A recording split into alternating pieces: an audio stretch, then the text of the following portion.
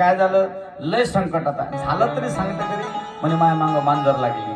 काय म्हणे, काय म्हणे, मांजर लागली म्हणे माया मांग. म्हणे तुम्हाला हात जोडतो म्हणे महाराज, माया मांग मांजर लागली म्हणे. तर माझी एक इच्छा आहे म्हणे तुमच्या जवळ, मी उंदराचा मांजर झालो पाहिजे. काय झालं पाहिजे, मांजर. काऊन रे, म्हणजे खायला नाही येणार म्हणे. मग ते पा भीती कशी आहे माणसाच्या मनात, म्हणजे खायला नाही येणार. साधू जोड होती जातू, ते म्हणे काय हरकत नाही गड्या, तुले म्हणे जर समजून घ्या उंदरी खाली येत असेल तर तुला मांजर बनवतो. त्या साधूने काय केलं, त्याला मांजर बनवलं.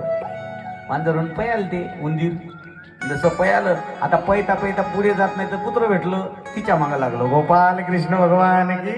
त्या मांजराच्या मागं काय लागलं, कुत्र लागलं. पुन्हा साधू जोड धावत आलं ते कुत्र मांजर.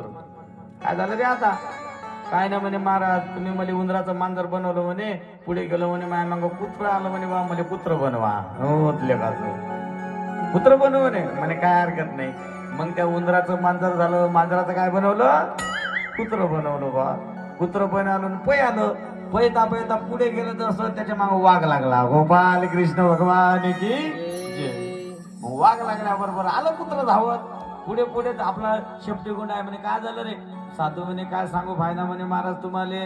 पुढे म्हणे तुम्ही उंदराचं मांजर केलं, मांजराचं कुत्र केलं, कुत्र होऊन गेलो म्हणे, माझ्या मागं वाघ लागला. आणि वाघ लागल्यावर म्हणे आता काय करू म्हणे, मला खाते म्हणे ते, मला वाचवा म्हणे. भाऊ म्हणे वाघाजोडे मी वाचू शकत नाही, पण तुला वाघ करतो म्हणे मी.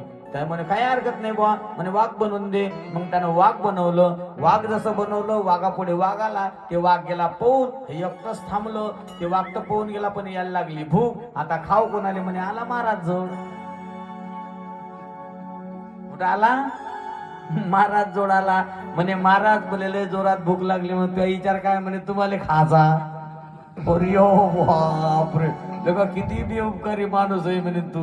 तुला उंदराचं मांजर केलं, मांजराचं कुत्र केलं, कुत्र्याचं वाघ केलं, आणि वाघ म्हणे मलाच खाऊन राहिला.